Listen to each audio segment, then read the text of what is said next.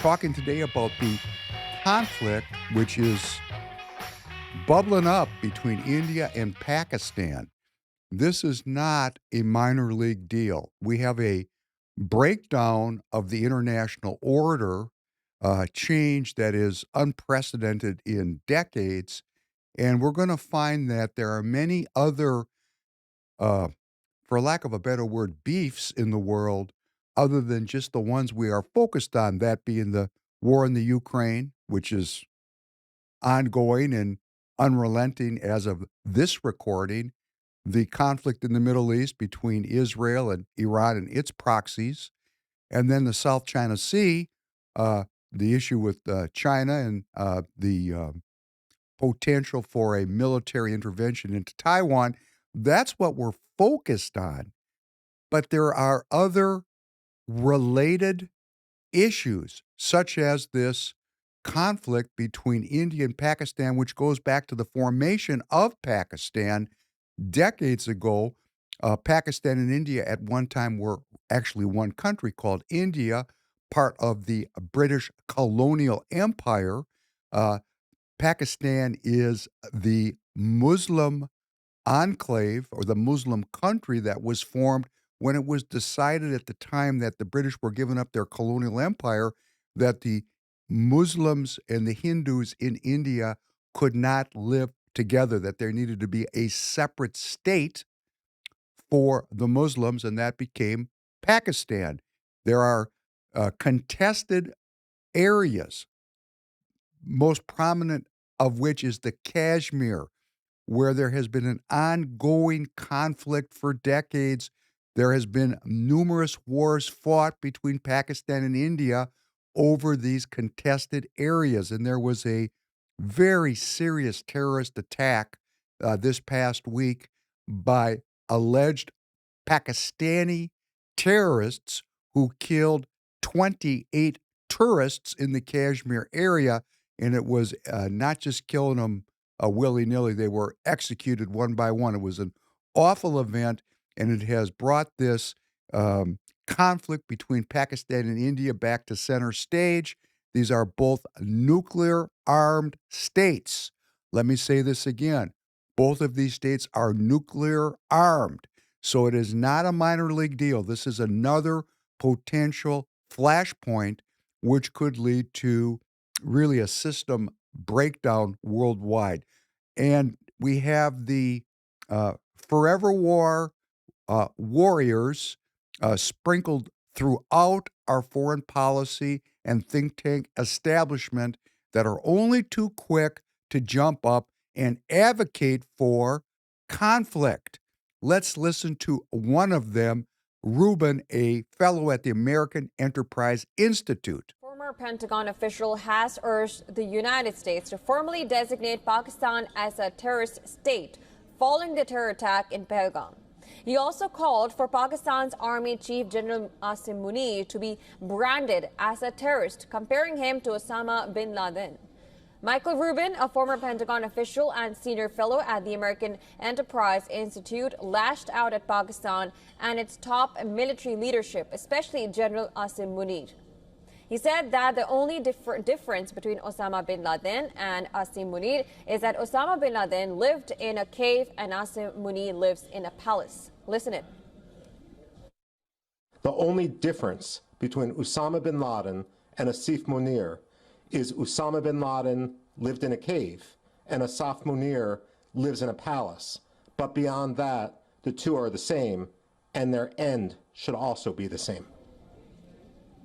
He pointed out that a recent speech by Munir served as a catalyst for the attack. In that address, Munir had described Kashmir as Pakistan's jugular vein. General Munir said, "This is like Kashmir is the jugular vein. What India now needs to do is to cut Pakistan's jugular. There's no ifs, ands, or buts. There are no shortcuts anymore." He urged Washington to formally designate Pakistan as a state sponsor of terrorism, adding that Pakistan remains a terror sponsor no matter how much we try to normalize it. You can put lipstick on a pig, but it's still a pig. You can pretend that Pakistan isn't a terror sponsor, but it remains a terror sponsor no matter how much we try to normalize it. Rubin also accused Pakistan of using terrorism as a tool to draw attention away from U.S. Vice President J.D. Vance's high-profile visit to India. He also drew a parallel between the Pahalgam attack and the October 7 Hamas attack on Israel, saying India must do to Pakistan and to Pakistan's ISI what Israel did to Hamas. Such bellicose rhetoric from even this obscure American commentator is not helpful. It's picked up upon in the world press. That's why I'm seeing it. That's why I'm sharing it with you. But it does reflect a foreign policy constituency here in the United States political class, which always seeks a military solution.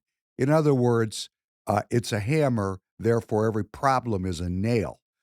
This Munir, who is the chief of the Army staff in Pakistan, is a pragmatic leader. He has tried to balance relations with the United States and China. And you say, why? Why is the Army Chief of Staff so important? Well, that is because 4 times in recent memory, the Army has taken control of Pakistan. Pakistan is a militarized state with a very tenuous democracy. From time to time, and it seems all the time, the Army intervenes and pushes out civilian rule and takes over governance for, I'm sure, the alleged good of the people. This Munir is different in that he has really forged strong relations with China, very strong relations with China. China is operating its Belt and Road Initiative in Pakistan. There is an economic corridor connecting Pakistan and China. There's a lot of Chinese investment in Pakistan. Uh, I'm talking about both infrastructure and manufacturing capacity. Again, Pakistan, much like Thailand, Cambodia, Vietnam, Indonesia, Malaysia, is a new home to Chinese firms who are seeking access to the United States market and cannot get that access from China because there are prohibitive taxes that have been previously imposed. So Pakistan, like these other Asian countries, is becoming more closely linked to China because of the uh, tremendous money investment made by China in Pakistan's productive infrastructure. Isn't it interesting? Isn't it interesting that uh, at a moment when reciprocal tariffs are close to being imposed, when India, a long-time antagonist to China, these two countries, India and China, are not friendly. They're frenemies at best. Isn't it interesting now, at this moment, after a long period of relative peace, when India is clearly tilting towards the United States in terms of trade and investment, seeking to occupy a space which may be left by a Chinese economy which is now decoupling from the United States. Isn't it interesting at this moment of decoupling, of potential dramatic change, this decoupling, at this moment, India, which is clearly seeking to fill that void.